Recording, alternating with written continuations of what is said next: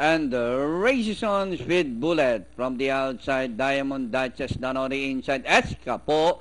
Solar Power. Then comes Toy Warrior. Speed Maker.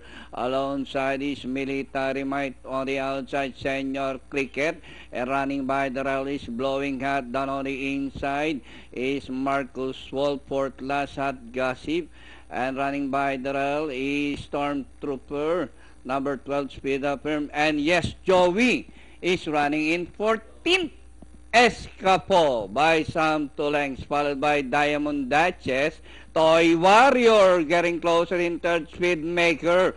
As they race the final corner, Escapo by some 2 lengths. Diamond Duchess. Toy Warrior is on the outside, rushing up, is Blowing at Speed Maker.